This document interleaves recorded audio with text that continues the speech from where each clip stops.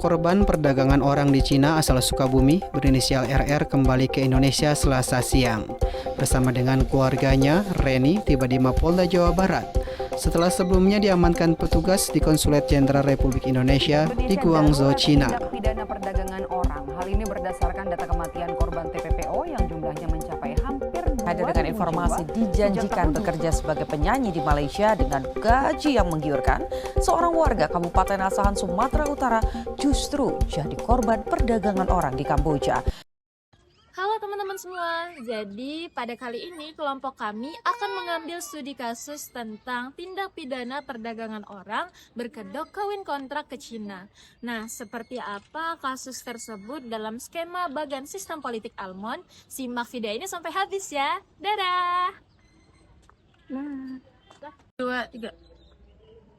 Sistem bagan politik yang dikembangkan oleh Gabriel Almond merupakan sebuah interpretasi bagaimana sebuah sistem politik dapat berjalan dalam lingkungan domestik maupun lingkungan internasional. Nah, lingkungan fisik, ekonomi, serta sosial juga itu dapat menghasilkan suatu tuntutan atau keinginan. Tuntutan tersebutlah yang akan menjadi bahasanya input di dalam sistem bagan politik ini. Input tersebut disalurkan melalui kelompok kepentingan dan juga partai politik. Nah, mereka memberikan tuntutan. Hal ini dalam bagan politik Almond itu disebut dengan artikulasi kepentingan, yaitu di mana sebuah kelompok kepentingan dan masyarakat itu menyampaikan tuntutannya mereka. Setelah itu akan terjadi sebuah hal yang bernama agregasi kepentingan. Agregasi kepentingan ini bisa dibilang sebuah kumpulan kepentingan yang dirapikan atau dijadikan sistematis hingga membentuk sebuah program yang terpadu dan dapat dijalankan sesuai dengan tuntutan masyarakat tersebut. Nah, untuk menjalankan program tuntutan masyarakat tersebut ini, itu dibutuhkan hal-hal yang gak kalah penting juga, yaitu seperti sosialisasi politik. Setelah itu dilanjutkan dengan open recruitment politik dan juga terakhir komunikasi politik. Nah, ini juga penting untuk melihat bagaimana masyarakat itu memiliki rasa terhadap politik, baru juga memilih bagaimana cara pemimpin politik dan juga memilih bagaimana cara komunikasi politik tersebut itu terjalankan. Yang berawal dari tuntutan hingga menjadi input, sekarang terakhir yang output dia mengeluarkan sebuah program atau kebijakan. Nah, program atau kebijakan ini akan dibutuhkan pelaksanaan oleh legislatif, di mana dia akan merangkai atau merancang bagaimana program dan kebijakan ini berlangsung, baru akan dilaksanakan sebaik-baiknya oleh eksekutif dan birokrasi, serta terakhir akan dimonitor dan juga dijaga kebenaran hukumnya oleh lembaga hukum atau yudikatif. Nah, proses ini atau output ini akan menjadi sebuah feedback di mana ia masuk ke dalam lingkungan masyarakat dan di sana akan muncul lagi sebuah input baru untuk melanjutkan siklus selanjutnya. Dalam input ini, Polri sebagai kelompok kepentingan menerima kasus tindak pidana perdagangan orang pada tanggal 9 September 2025 di Sukabumi. Nah, dalam kasus ini, warga dan pelajar berinisial RR mendapatkan pekerjaan sebagai asisten rumah tangga di Cina dengan gaji 15 hingga 30 juta per bulan dan disuruh membuat paspor dan diberangkatkan ke Cina. Ya. Dari pihak korban, keluarga, dan Dinas Tenaga Kerja serta Imigrasi meminta penyelidikan terhadap kasus tindak pidana perdagangan orang.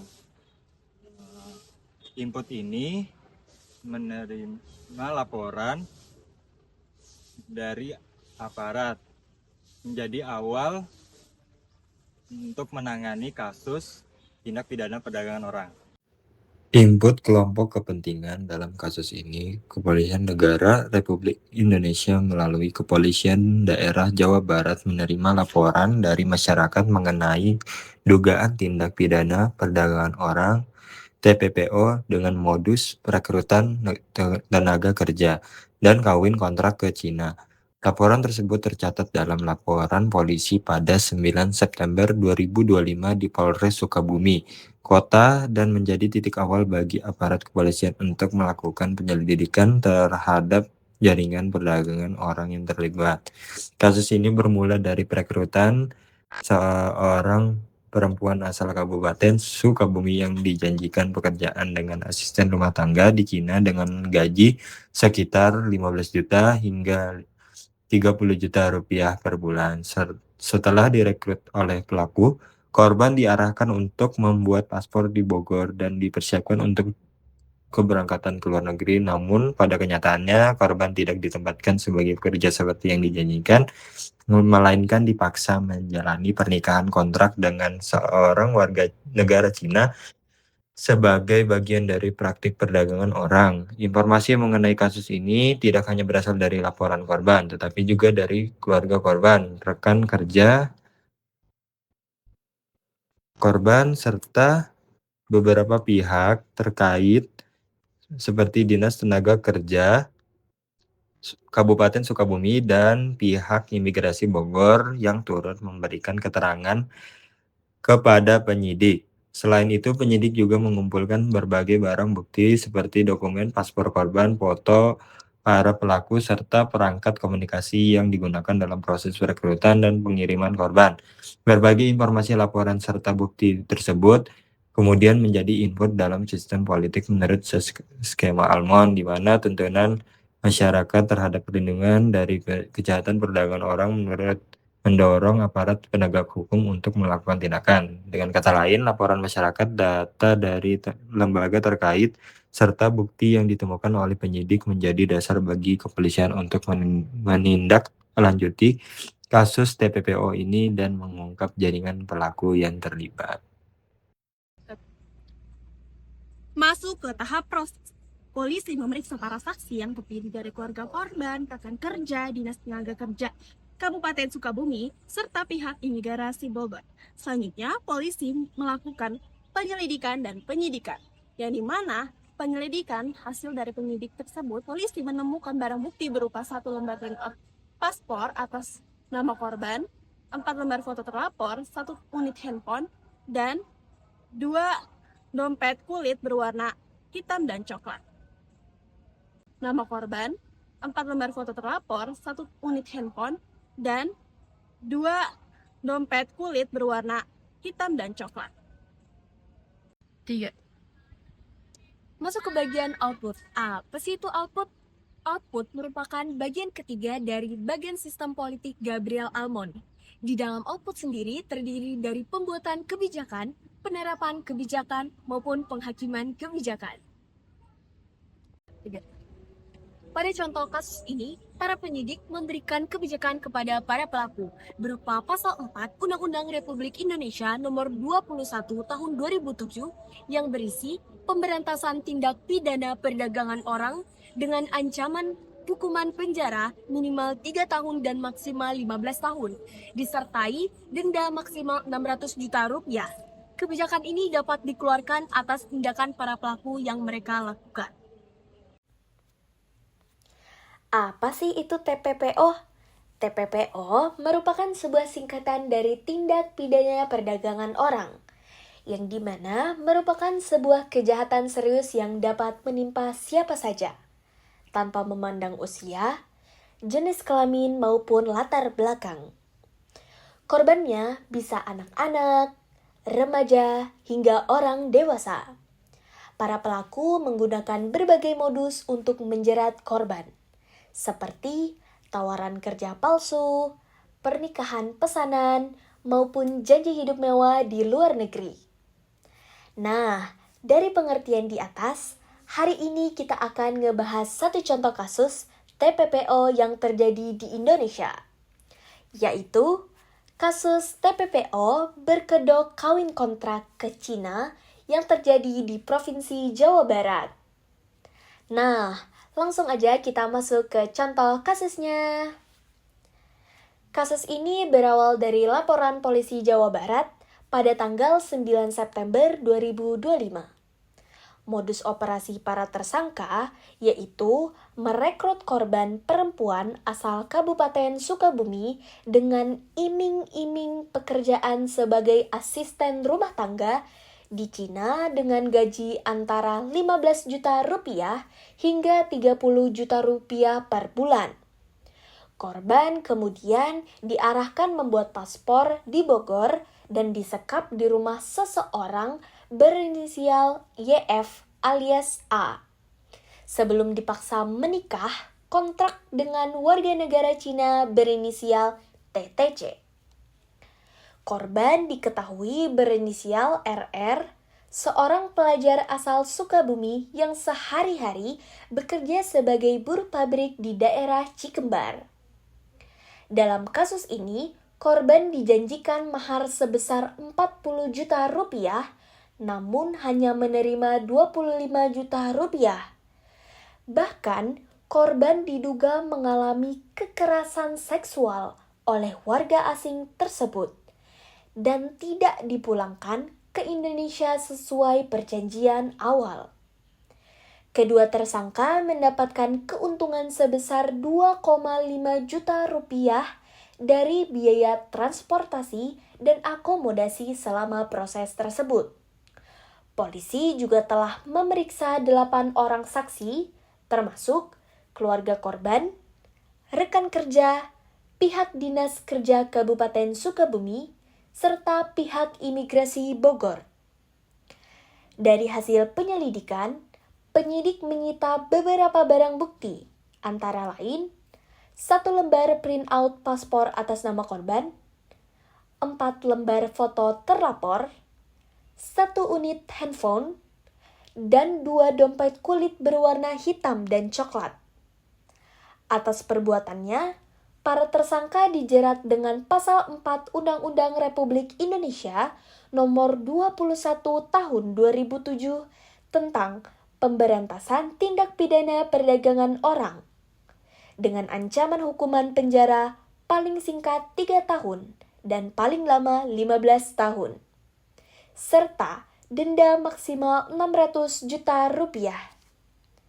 Saat ini, penyidik masih melakukan pengembangan untuk mengejar 3 tersangka lainnya, yakni I alias AI, YF alias A, dan LKS alias KG, serta melakukan koordinasi dengan KJRI Cina untuk memulangkan korban ke Indonesia. Polda Jabar menegaskan komitmennya dalam memberantas segala bentuk kejahatan perdagangan orang yang merugikan masyarakat, khususnya dengan modus pengiriman tenaga kerja dan kawin kontrak ke luar negeri. Nah, dari kasus ini kita akan bahas melalui perspektif bagian sistem politik Gabriel Almond, yang nantinya akan dijelaskan oleh teman-teman saya. Tak hanya itu saja, aparat juga bekerja sama dengan KJRI di Cina untuk mengamankan korban dan memulangkan mereka kembali ke Indonesia. Nah, respon lanjutan tadi mulai dari pengajaran pelaku, kemudian pengamanan korban, memulangkan mereka ke Indonesia, itu yang di dalam sistem politik Almond dinamakan feedback. Nah, feedback di sini itu juga menjadi evaluasi bagi pemerintah untuk dapat memperkuat pengawasan dan juga menjaga agar hal tersebut, kasus tersebut itu tidak terjadi lagi di masa depan. Nah, setelah output tersebut, muncullah yang namanya tahap feedback, yang dimana tahap feedback ini merupakan respon lanjutan dari aparat terhadap kasus yang telah terjadi. Pada tahap feedback ini, aparat tidak hanya berhenti untuk mengamankan pelaku yang telah diamankan. Akan tetapi, mereka juga melakukan pengejaran terhadap pelaku yang terlibat dalam kasus tersebut. Yang pertama ada ini, dan juga ada ini. Nah, teman-teman, itu tadi merupakan penjelasan singkat tentang tahap feedback dalam sistem politik Almond. Adapun untuk penjelasan detailnya, feedback merupakan tahap ketika hasil dari kebijakan yang sudah dijalankan oleh pemerintah kembali menjadi respon atau umpan balik bagi sistem politik. Feedback muncul setelah suatu kebijakan melewati tahap pembuatan kebijakan, penerapan kebijakan oleh birokrasi, hingga menghasilkan output berupa keputusan atau penegakan hukum. Dari situ, dampak yang muncul di masyarakat kemudian memunculkan respon lanjutan dari aparat negara. Dalam kasus tindak pidana perdagangan orang atau TPPO berkedok kawin kontrak ke Cina yang diungkap oleh Polda Jawa Barat, tahap feedback dapat dilihat setelah proses penegakan hukum dilakukan terhadap para pelaku. Sebelumnya, dalam sistem Almond, kasus ini sudah melewati beberapa tahap. Yang pertama, mulai dari input berupa laporan atau informasi dari masyarakat mengenai adanya praktik perekrutan perempuan dengan iming-iming pekerjaan di luar negeri. Informasi tersebut kemudian diproses oleh aparat negara hingga akhirnya masuk ke tahap pembuatan kebijakan dan penegakan hukum yang menghasilkan output berupa penangkapan pelaku dan penerapan pasal 4 Undang-Undang Nomor 21 Tahun 2007 tentang pemberantasan tindak pidana perdagangan orang. Namun, dalam sistem politik Almond, proses tidak hanya berhenti pada output saja. Setelah kebijakan dijalankan, sistem politik akan menerima feedback atau umpan balik dari hasil kebijakan tersebut. Dalam kasus ini, tahap feedback terlihat ketika aparat kepolisian tidak hanya berhenti pada penangkapan pelaku yang telah diamankan, yaitu Y serta A atau JA yang berperan sebagai perekrut korban. Setelah itu, kepolisian juga melakukan pengembangan kasus dengan mengejar pelaku lain yang masih menjadi bagian dari jaringan perdagangan orang tersebut. Polisi kemudian melakukan pengejaran terhadap beberapa pelaku lain yang diduga terlibat dalam jaringan tersebut, yaitu I alias AI, YF alias A, serta LKS alias KG. Para pelaku ini diduga memiliki peran dalam jaringan perantara yang menghubungkan korban dari Indonesia dengan pihak yang berada di Cina.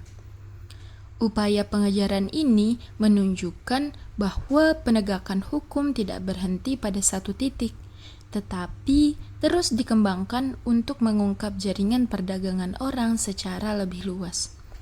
Selain pengejaran terhadap pelaku, tahap feedback juga terlihat dari penanganan terhadap korban.